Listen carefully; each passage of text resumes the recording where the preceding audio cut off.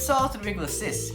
Hoje a gente vai dar continuidade na nossa série sobre dificuldades da vida cristã e hoje a gente vai falar sobre falta de arrependimento ou sobre arrependimento. E antes de começar mesmo, a gente tem que saber quem já pregou sobre arrependimento. A maioria dos profetas no Velho Testamento, a mensagem deles é essa: arrependam-se. João Batista vai também dizer: arrependam-se porque é chegado o reino de Deus. Jesus, a primeira mensagem de Jesus é sobre arrependimento. Pedro, em Atos 2, cheio do Espírito Santo, ele vai pregar sobre arrependimento. E todas as pregações de Atos dos Apóstolos gira em torno disso: arrependam-se.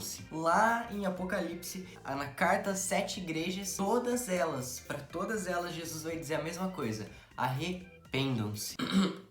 Ai, minha voz tá zoada. A pregação do arrependimento não é só necessária, ela é essencial. Todo o evangelho gira em torno disso: arrependam-se. A mensagem bíblica é em torno disso: arrependam-se. E a gente vai meditar. Olha que chique. Nossa. Abre sua Bíblia em Zacarias, capítulo 1, versículo 3. Meditar parece pregação. O Senhor ficou muito irado com os pais de vocês. Portanto, diga-lhes: assim diz o Senhor dos Exércitos, voltem para mim, diz o Senhor dos Exércitos, e eu voltarei a vocês, diz o Senhor dos Exércitos. Não sejam como seus pais, quando os primeiros profetas clamavam: assim diz o Senhor dos Exércitos. Convertam-se dos seus maus caminhos e das suas obras más. Eles não ouviram, nem me deram atenção, diz o Senhor dos Exércitos. Os pais de vocês onde estão? E os profetas, será que ainda estão vivos? A primeira coisa que a gente percebe é que quem nos chama ao arrependimento é o Senhor dos Exércitos, é Deus. No versículo 3, Senhor dos Exércitos vai aparecer 3 vezes. O que a gente tem que enfatizar aqui é que Deus está nos chamando ao arrependimento. Não sou eu que estou chamando vocês a se arrependerem. Não é o seu pai, não é o pastor, não é um amiguinho da escola. É Deus que nos chama ao arrependimento, porque Deus quer que nós nos voltemos a Ele. Em Isaías vai dizer que o nosso pecado nos afasta de Deus e Deus quer que nós estejamos perto dele. Ele nos chama ao arrependimento. Olha o que vai estar escrito em 2 Pedro. João. 2 Pedro 2, versículo 8. Não é 2 Pedro 2,8 não. Eis que você percebe que marcou o texto errado. 2 Pedro 3, versículo 9. O Senhor não retarda a sua promessa, ainda que alguns a julguem demorada.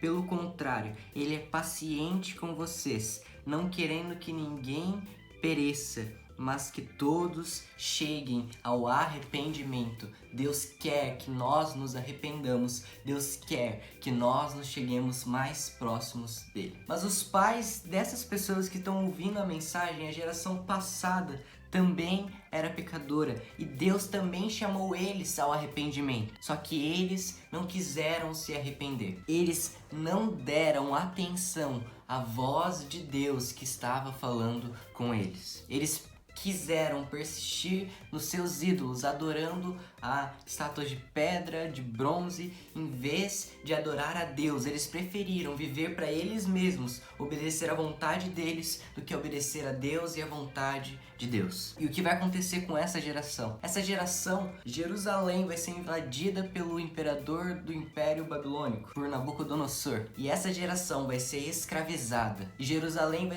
vai ser deixada em ruínas, e os que ficaram vão passar muita fome, necessidade e desânimo. É isso que o pecado faz conosco. O pecado, quando nós não nos arrependemos, nos escraviza e nos deixa em ruínas, em fome e em completa desgraça.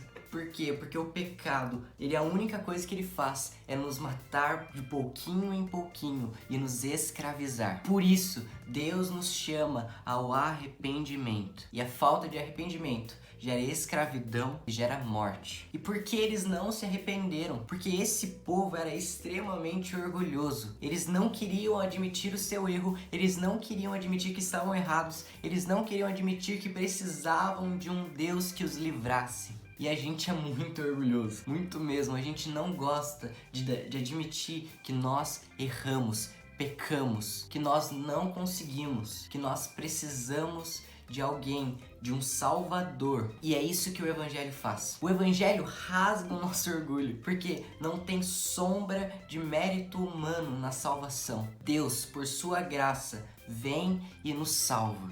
É necessário desprender-se. É necessário a gente parar de ter orgulho e se arrepender e se voltar a Deus. E uma coisa muito interessante que Zacarias vai falar, em nome do Senhor vai falar, né? Que arrependimento é voltar-se para Deus.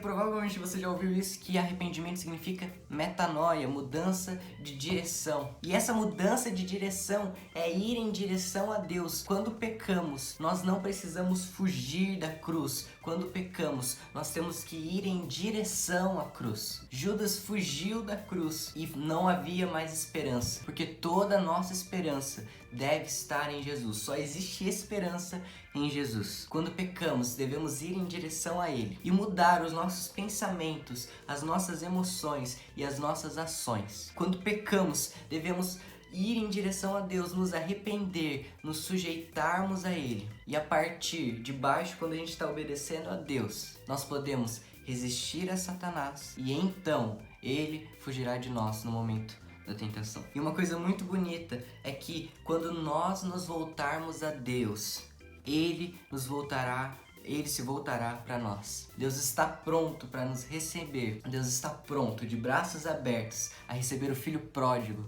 voltando para casa. Deus é misericordioso e bondoso para nos perdoar os pecados. E quando é o momento de arrependimento, o momento do arrependimento é hoje. Olha o que vai estar escrito no versículo 5. Os pais de vocês, onde estão?